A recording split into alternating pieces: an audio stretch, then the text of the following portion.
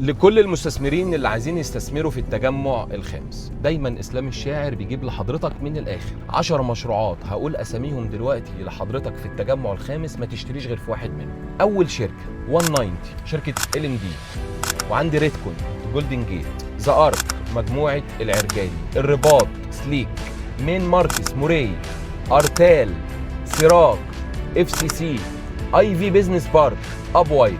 ال10 مشروعات حضرتك ما تشتريش غير فيهم، سواء اداري او تجاري او صيدليه او بنك او شوروم عربيات او غرفه فندقيه.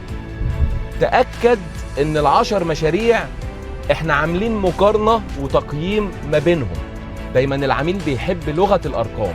هتلاقينا لما بنقول لحضرتك متوقع الاداري والتجاري والصيدليات والبنوك ايه العائد اللي جاي او بيتاجروا بكام النهارده في المناطق دي داخل التجمع، تاكد ان احنا بنقول ارقام حقيقيه وليس وهميه. ودايما اهم شيء عندنا نقطه التشغيل. المطور سهل انه يبني بس صعب انه يشغل، عشان كده في المقارنه احنا بنشوف الشركات دي جايبه مين اللي تدير المولات دي. هتلاقيني في شركات ما ذكرتهاش في الفيديو ده.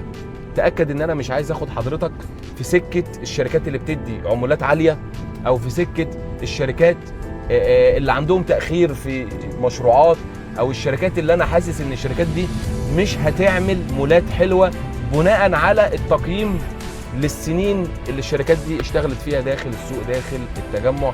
عشان كده انا ذكرت اهم 10 مشروعات، وعارف ان كلامي ممكن يزعل بعض الشركات، ولكن احنا ولائنا الاول والاخير للعميل.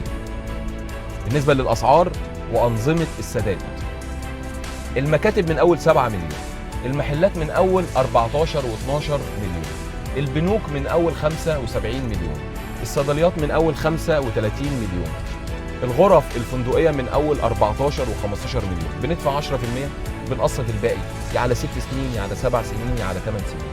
عندي استلام سنه وسنتين و3 سنين، يعني بنشرح كل كبيره وصغيره وبنقيم الفرق ما بين ال10 مشاريع، ونكون دايما عند حسن ظنكم. اضغط على لينك الواتساب، هتواصل مع حضرتك، متاح مع حضرتك طول الوقت، او حد من سكن هيتواصل معاك، وانا برضو متاح مع حضرتك ومتابع كل كبيره وصغيره. وتاكد ان ال10 مشاريع على حسب الميزانيه بتاعت حضرتك هنتوجه لمشروع من وسط ال10 اللي انا ذكرتهم، لان دول اهم 10 مشاريع. وباذن الله مع سكن فلوس حضرتك هتزيد، مع سكن هتحس فعلا ان انا اتعاملت مع ناس بروفيشنال. نكون دايما عند حسن ظنك. شكرا جدا.